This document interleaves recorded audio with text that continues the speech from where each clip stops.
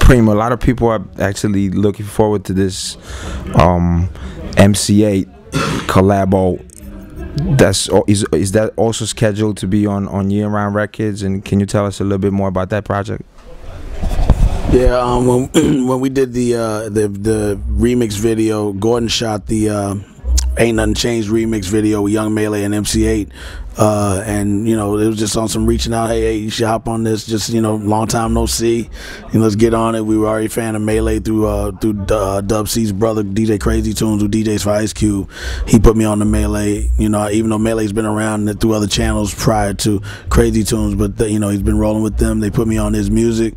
We were really liking the way he flows, and, you know, we love West Coast MCs that can spit, and he got skills, so, Gordon was like, yo, let's put him on there, and then the MC Eiht thing came up and found him. He said, yeah, I'm with it. He sent it back. We were like, yo, I was out there working with Christina Aguilera on her Bionic album, and Gordon was like, yo, if we get some tickets and bring everybody down there, well, all he had to do is really bring Poet and a couple camera guys, and Eiht and them was in LA.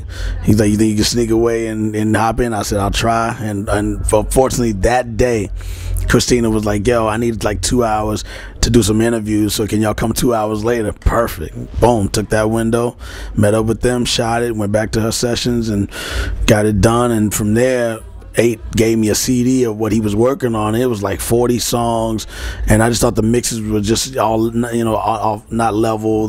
He had like 7 or 8 stacks of vocals cut and just all running at the same time, so you're kind of enjoying it, but the beats are banging, and you're just like, damn, I wish I could level this out myself and make this really knock. So I was like, yo, your mix is all over the place, but this shit, you got some stuff. And he was like, you know, yo, why don't you mix it? I was like, give me the sessions. He said, well, pick the ones you really want. He said, you want to put it out? I was like, yeah, I'll do it. I said, you know, told him my scenario. He's like, yo, let's keep it independent, just do it. So it was like, there it is. And he said, yo, I need 3 brand new ones from you and we're done. All right, because he's already got that many songs that I picked, and he has 2 albums worth of stuff, but the ones that really stood out to me were the ones that I chose. He didn't fight it at all. He's like, pick whatever ones you want and let's roll. And then Fine By Me, when I heard that one, it just sounded like something just to leak, to just let people know he's about to bang out again. And that's why I told him let it be. And he's like, cool. You know, it's not the biggest record. He has records that are way better. But I was like, that just sounds like a jump off. It's not the single, but it is a single. You know, the single is the next bigger record that really sets it off when the album's ready to go. But it's just mixing down the album really, and then knocking out my 3, and you know, it makes it quicker and easier. I don't have to focus on doing 10 to 15 songs, and I can get everybody else up and running and to finish out. But these guys will come first, you know, back to back to back, and Eiht will come along with that.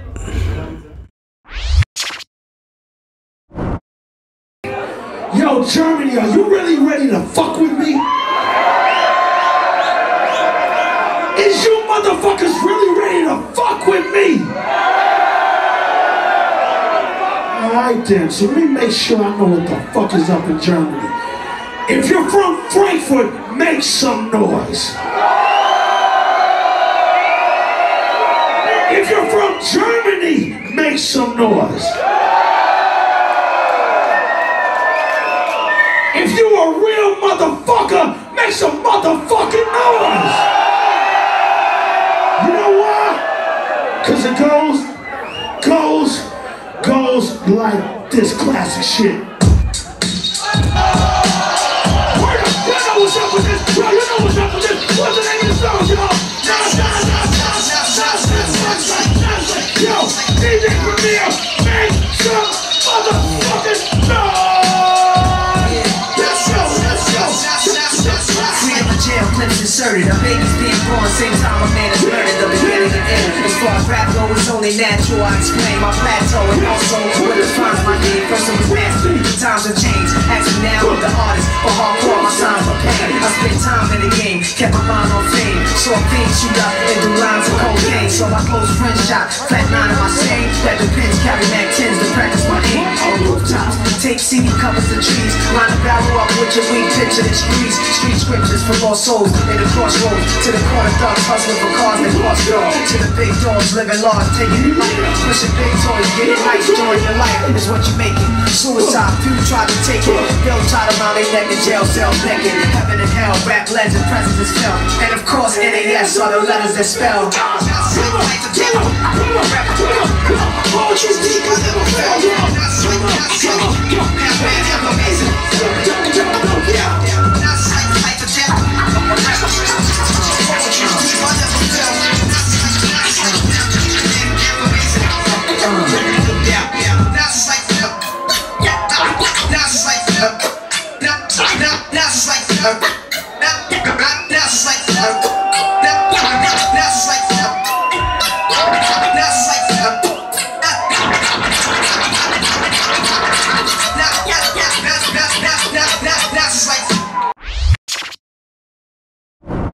Nas is like, I remember making that beat, and I was late to the session. Nas is waiting for me, and I had the drums with the birds that was already playing, and I found this record that I was gonna throw in the garbage because it was a 10-inch record. It didn't have a cover; it was just in a sleeve. I just happened to throw that on the turntable and just see what it had because it looked uninteresting. And certain records, you know, they have an interesting look that makes you want to try it out to see if the music matches the look of the album or the players on it or whatever, or the producer. Tried it out and just ran across that sample. Went crazy when I found all the parts to make it, you know, do it in the cadence that I have it looping on over the beat. Because I always test the record out with just, you know, by hand, like if I'm cutting something, to see how it's gonna, you know, pre-loop before I loop it. That way I'll know, okay, yeah, it's worth doing it. Otherwise I move on to something else. Even if it sounds good, I'll just mark it, come back to it another time. So it just worked. I called Nas and said, I got it, I already got it, I'm on my way, you're going to like it soon. And I never say you're going to like it before because you just don't know. As soon as they walked in, and I had the Nas is like, he listened to it, loved it, went right in, laid it down. Nas like, Moment of Truth is real important to both of us, me and Guru, because he was going through trial, which is why we decided to make it that album name. And that was the first album I named. He named all the first three. And he was like, yo, you name the next one. No, I named Hard to Earn, Moment of Truth, and The Owners. He named the first three. And that was just something that, you know, I took a lot of his direction when it came to stuff like that, you know, because he always had that vision. Moment of Truth was what he was going through. Like, he was facing 5 years in prison, and we didn't know what the outcome was because it was looking real slick and iffy. But, you know, where there's a will, there's a way. He was able to beat the trial. But while he was going through the trial and going to court every day, which we were there every day with his entire family, he's writing these lyrics. Like, that's why he said, I'm sweating though, my eyes, you know, turning red, and, you know, I'm ready to lose my mind, but I gotta chill, you know. And he's really nervous. So, and then I had just left the group prior to recording the album, and I had just gotten back in. So the fact that we were just readjusting to really getting through, you know, all his ups and downs, I was going through some downs too. It was just it's to me the most sacred album ever, and that song is one of the most sacred songs ever in my life, like super ever, you know. Thank you, man. Just that was a promo that me and J. Rue the Damager did for Hot 97 for Angie Martinez, who is very popular in New York on Hot 97. And back then, if you were anybody in hip-hop, you wanted to do a drop for Angie. Like, it wasn't something like, ah, man, I'm gonna do it. It was like, yo, I want to do one too, because she will play it. She'll play it. And she had Wu-Tang, Puff, just everybody had dope original ones. And J. Rue was popping at the time too on Hot 97 and in New York. So they were like, Angie called us and said, we want one from you. So that, before even asking to do one, she asked us for one. So it even was more of a big deal. And that's the beat I made. If you notice on the Crack Commandments, it goes 1, 2, 3, 4, 5. But and it keeps cutting back just to 5. It never goes to 9 until the verse is about to come on, because it was the Hot 5 at 9.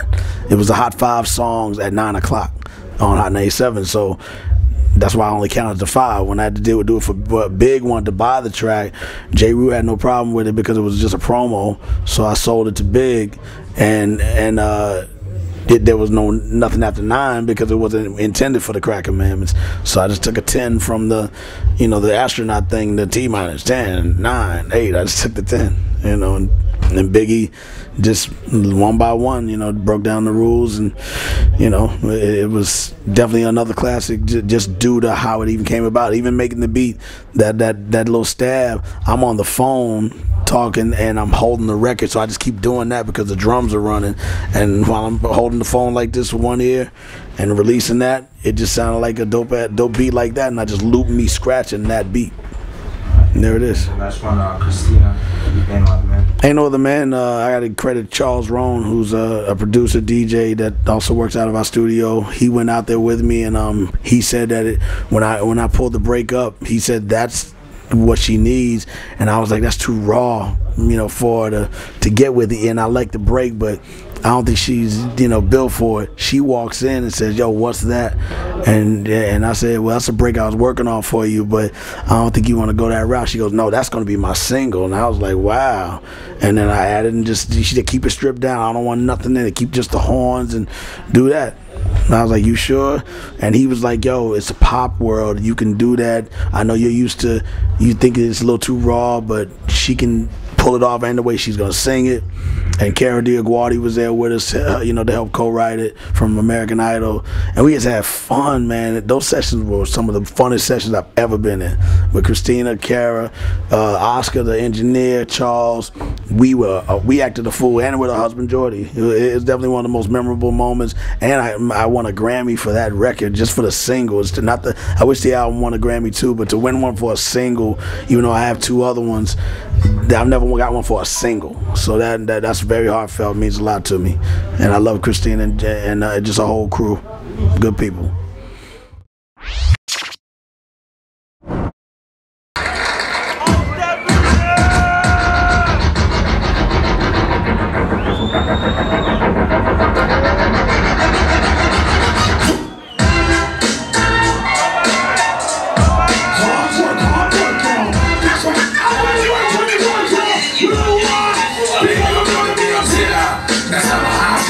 Victory is mine, surprisingly. I've been waiting for your next mistake. I put in work and watch my status escalate. I was gonna collect the prize, connecting plots, networking like a conference. But the nonsense is yet to stop. Shake it down, haters wanna take me down, break me down, clap. Only heard with the sound. Yo, I scoped it out. I took your weak dream and choked it out. Your bitch don't really got no ass. She just poked it out. You know the deal up. I'm saying you versus me, yo. And you do this shit right here. In front of your people, see time is money, kid. FBS walks. To me, it's funny, kid, when you meet and talk. I see fat star. They wanna dig up the dirt, son. Is it me they are? Cause I'm important.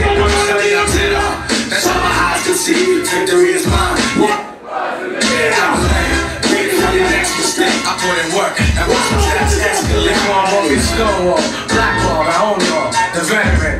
I'm in my plan. I'm the veteran. Crazy raw. Doing my job like the mob. Blazing y'all. And disappearing in the fog or a mess. And chicks can't resist what I can. They be begging for attention on some more of the discipline. Word up, baby. Someone may have to get hurt up, baby. Shit is bad shady, but I got to get the gravy. Platinum respect like the forces of tech. Keep you hitting the deck. Feeling heat in the chest. Laying the thoughts with the hot onslaught. I kick a shot at the spot for going where he should not. Viciously, I make history instantly. Those other niggas, loser ass niggas, they can't fuck with me. I'm doing my thing now. To lamp later on. Paid me shit with some fly gators on. But now I'm brown as they get mine on my pants and shirt. I bet you niggas out here know I be putting it on. I'm gonna be on top. That's how my eyes can see. Victory is mine. Yeah, surprisingly. I've been waiting for your next mistake. I put in work and watch my status escalate.